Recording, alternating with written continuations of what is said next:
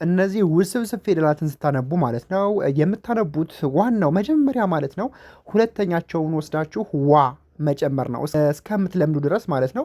ሁለተኛቸውን ወስዳችሁ ዋ ማለት ነው። ግን ይሄኛው ለየት ይላል። ልክ እንደነሱ አይጠራም። አሁን ይሄን ዋ ማለት አችሉም። የዚህን ሁለተኛ ወስዳችሁ ዋ ማለት አችሉም። ይሄኛው ነው የሚባለው እንጂ ዋ አይባልም። እንቀጥል። ይሄኛው ደግሞ ሱዋ። አያችሁት? ሁለተኛውን ወስዳችሁ ዋ ማለት ነው። ሱዋ ሱዋ ሱዋ ሱዋ ይባላል ማለት ነው። ሱዋ።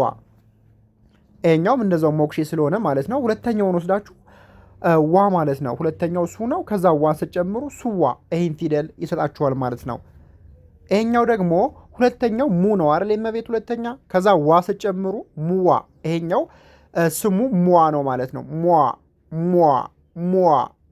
ይሄኛው ደግሞ ኋ ነው፣ ግን ስትጠሩት ለመልመድ ያክል ሁዋ ሁዋ ሁዋ ሁዋ። በዚህ መልኩ መልመድ ትችላላችሁ። ይሄኛው ደግሞ ሉዋ አይደል? ሉዋ ሉዋ። ሁለተኛውን ወስዳችሁ ዋ ማለት ነው። ይሄኛውም እንደዛው ሁዋ ነው። ሁለተኛው ወስዳችሁ ማለት ነው።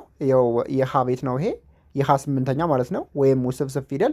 ሁለተኛው ሁ ነው። ከዛ ዋ ስትጨምሩ ሁዋ፣ በአንድ ላይ ሁዋ ይሆናል ማለት ነው። በዚህ መልኩ ሌሎቹንም መለማመድ ትችላላችሁ። ሁለተኛቸውን ወስዳችሁ ዋ የሚባል ፊደል መጨመር። ዋ ዋ ዋ። ሁለተኛቸውን ወስዳችሁ ከእያንዳንዱ ፊደል ማለት ነው። የአቤት ብቻ ነው የሚለየው። የአቤት ስምንተኛው ግን ነው እንጂ የሚባለው ዋ አይባልም ማለት ነው። በዚህ መልኩ ማወቅ ትችላላችሁ። አማርኛን በውስጥ መስመር መማር የምትፈልጉ ስልክ ባዮ ላይ አለላችሁ፣ ደውሉልን። ከሀገር ውስጥም ሆነ ከሀገር ውጭ ሆናችሁ እጃችሁ ላይ በሚገኝ ስልክ ብቻ በረፍት ሰዓታችሁ መማር ትችላላችሁ። በቀጣይ ደግሞ አሪፍ ትምህርት ይዘን እንመጣለን። ፎሎ አድርጉን። እስከዛው ሰላም ቆዩ።